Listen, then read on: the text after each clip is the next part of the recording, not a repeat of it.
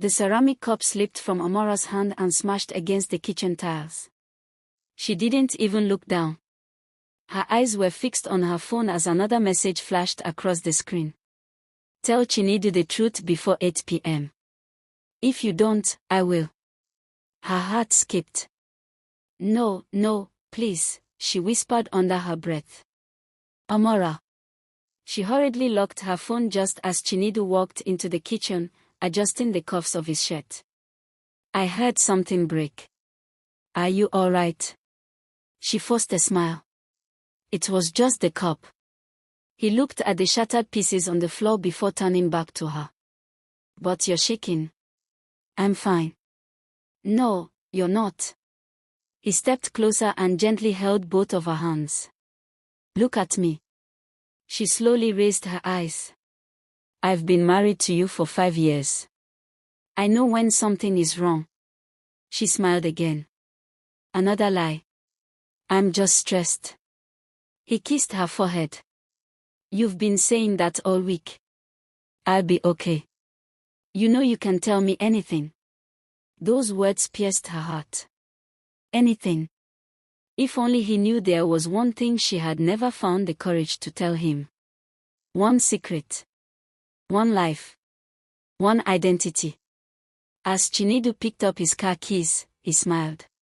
I'll call you when I get to the office. I'll be waiting. The door closed. His car pulled out of their Lekki estate. Only then did Amara unlock her phone. Another message had arrived. The clock is ticking. Her knees almost gave way. For 4 years, Nigerians couldn't get enough of Amara and Chinedu Okafor. Their Facebook page had grown from a few hundred followers to nearly 3 million. Every week they posted funny skits about marriage, heartfelt conversations about relationships, and moments from their everyday lives. People adored them. Every comment section looked the same. God, when? Now this kind marriage I dey pray for. See genuine love. This couple gives me hope. Amara smiled whenever she read those comments. But deep inside, she always wondered what those same people would say if they knew the woman they admired wasn't the woman she claimed to be. Her entire career had been built on honesty. Ironically, honesty was the one thing missing from her marriage. Later that afternoon, her manager, Tolu, called. Congratulations. For what? Our latest relationship video just crossed 6 million views. Amara tried to sound excited. Really? Yes. Brands are already sending offers. That's good. Tolu became quiet. Amara. You don't sound happy. I'm just tired. You've been saying that every day. I'm okay. No, you're not. Amara sighed. Can we talk later? She ended the call before he could ask more questions. The lies were becoming exhausting. She walked upstairs into the room she rarely entered. A small home office. Inside a locked cabinet sat a wooden box covered with dust. She hadn't opened it in almost 10 years. Her hands trembled as she unlocked it. Inside were old photographs. Hospital records. Letters. An old national identity card. And a driver's license. The name printed on it wasn't Amara Okafor. It read, Adeyabi Nwosu. Tears immediately filled her eyes. She gently traced the name with her finger. I wish I had buried you forever, she whispered. Suddenly her phone buzzed again. Unknown number. She already knew who it was. The message was short. Tomorrow. 11 a.m. The cafe on Admiralty Way. Come alone. Her breathing became heavier. She hadn't been to that cafe in years. Not since. She quickly pushed the thought away. That night she barely slept. Every time she closed her eyes, memories came rushing back. Faces she had tried to forget. Promises she had broken. Voices calling her old name. By morning, the dark circles beneath her eyes were impossible to hide. As she prepared breakfast, Chinedu watched her carefully. "You didn't sleep." "I'm fine." "There you go again." He put down his spoon. "Amara." She looked up. "When was the last time you genuinely smiled?" She wanted to say, "right now." Instead, tears almost escaped. "I'm okay." He reached across the table and held her hand. "I don't know what's happening." His voice softened. "But whatever it is, we'll face it together." She quickly pulled her hand away. "I have a meeting this morning." "What meeting?" "A new endorsement deal." He nodded. "Good." Then he smiled. "I trust you." Her chest tightened. Those 3 words followed her all the way to the cafe. When she arrived, the place was almost empty. She scanned the room. Then she saw her. Ngozi. Older. Calmer. But impossible to mistake. The same woman she had promised never to see again. Ngozi looked up and smiled faintly. "I wasn't sure you would come." Amara remained standing. "What do you want?" Ngozi folded her hands. "You've done well for yourself. I asked you a question. So this is your new life." Amara's patience disappeared. "What do you want?" Ngozi slowly removed an old photograph from her handbag and placed it on the table. Amara picked it up. Her heart almost stopped. The photograph showed 4 young people standing outside a small house in Enugu.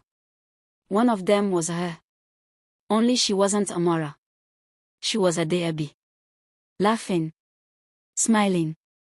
Looking happier than she remembered. She immediately looked up. "Where did you get this?" Ngozi laughed softly. "You know exactly where. You said you destroyed everything." "I lied." Amara's breathing became uneven. "If anyone sees this, they will ask questions." "They can't. They already are." Amara froze. "What?" Ngozi reached into her bag again and placed a brown envelope on the table. Inside were printed screenshots from Facebook. Blog posts. Comments. People comparing old photographs with Amara's recent videos. One headline caught her attention.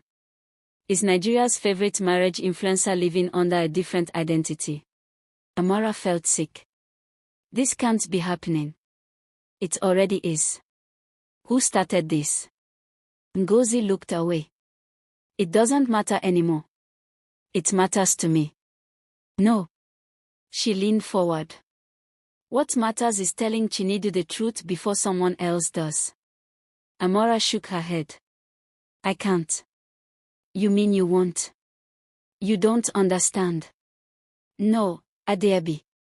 The sound of her old name made her flinch. "You are the one who doesn't understand." Ngozi's eyes filled with tears. "When you disappeared 10 years ago, you didn't just leave Enugu." She paused, struggling to continue. "You left people who needed you." Amara's lips trembled. "I had no choice." "You always had a choice." Silence hung between them. Then Ngozi slid one last photograph across the table. This one wasn't old. It had been taken only 2 days earlier. It was a picture of Chinedu walking into his office in Victoria Island. Amara's blood ran cold. She looked up in horror. "Who has been following my husband?" Ngozi didn't answer immediately. She stared at the photograph for a few seconds before sliding it back into the envelope. "Who has been following my husband?" Amara repeated, her voice shaking. Ngozi finally looked up. "It wasn't me." "Then who was it?" "There are people who have spent years looking for Adeabi Nwosu." Amara's face went pale. "They recently discovered Adeabi and Amara are the same person." Her heart pounded. "So this isn't just about you?" Ngozi slowly shook her head. "No." Amara stood up so quickly that her chair scraped across the floor. I have to go. You should. But before you leave. Ngozi reached across the table. If Chinedu hears your story from someone else, he won't just question your past. She paused. He'll question every memory you've ever created together. Those words stayed with Amara as she hurried to her car. She dialed Chinedu's number immediately. No answer. She called again. Still nothing. Her chest tightened. By the time she arrived at their house in Lekki, Chinedu's car was already parked outside. He was never home that early. Amara rushed inside. The living room was quiet. Chinedu was sitting on the sofa with a large brown envelope on the center table. He looked up. His eyes were red. Not from anger. From heartbreak. Sit down, he said quietly. Amara obeyed. He pushed the envelope toward her. I think this belonged to you. Her fingers trembled as she opened it. Inside were copies of the same documents Ngozi had shown her. Her old driver's license. Her old national identity card. Photographs from Enugu. A newspaper clipping. And a handwritten note. Ask your wife why she stopped being Adeobi Nwosu. Amara closed her eyes. So. Chinedu's voice broke. Who is Adeobi? Silence filled the room. Finally, she whispered. I am. The words seemed to echo through the house. Chinedu stared at her. So. Amara isn't your real name. It is now. But it wasn't. She dropped to her knees in front of him. I never lied about loving you. I know. I never married you for money. I know. Every smile. Every prayer. Every dream we shared. They were all real.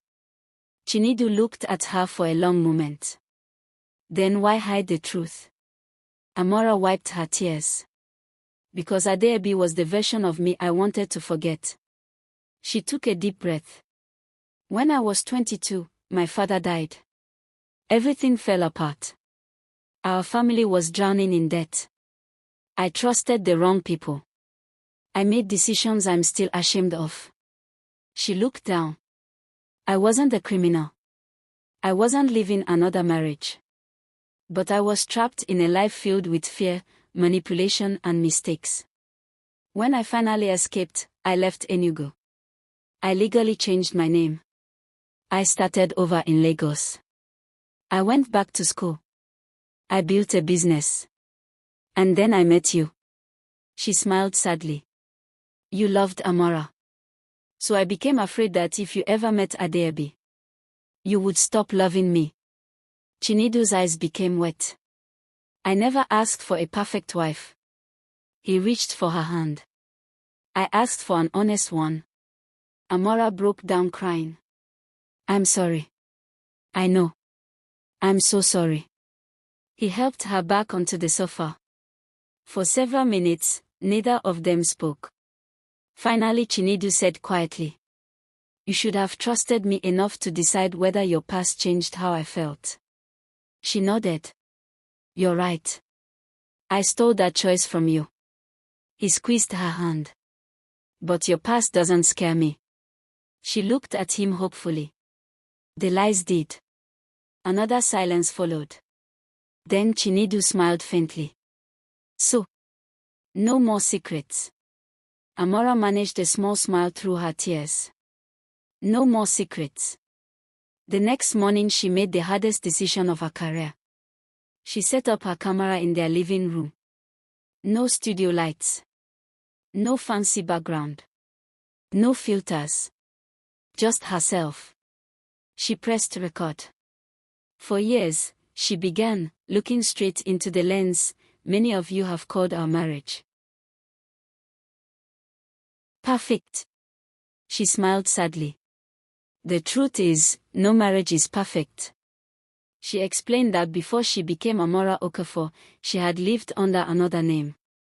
She admitted she had hidden that chapter of her life from everyone, including her husband. Not because she was proud of it, but because she was afraid. afraid that the mistakes of one season would define the rest of her life. She paused before saying, "If this story teaches you anything, let it be this: healing begins when hiding ends." The video spread across Nigeria within hours. Some people criticized her. Others defended her. Many thanked her for reminding them that people can change. Her follower count dropped, then slowly began to rise again. This time, people weren't following a perfect woman. They were following a truthful one. A week later, Amara and Chinedu took a walk along the Lekki waterfront. For the first time in days, they laughed. Not because everything had been fixed overnight, but because there were no more lies standing between them. Chinedu looked at her and smiled. "I finally know all of you." Amara smiled back. "And you're still here." He nodded. "I married you. Not your past. Not your name. You." She rested her head on his shoulder. At that moment, she realized something. For years she had been running from Adeobi. But she didn't need to erase her anymore. She only needed to forgive her. People had envied Amara and Chinedu's marriage because they believed it was built on perfection. They were wrong. It survived because, in the end, they chose truth over fear. If this story touched you, tell us in the comments. If you were Chinedu, would you have forgiven Amara after discovering she had hidden her entire past? And if you enjoy emotional stories with powerful lessons and unexpected twists, don't forget to like this video, subscribe to the channel, and turn on notifications so you never miss the next story. Sometimes the greatest prison isn't your past. It's the fear of telling the truth. And sometimes, the greatest freedom begins with a single honest conversation.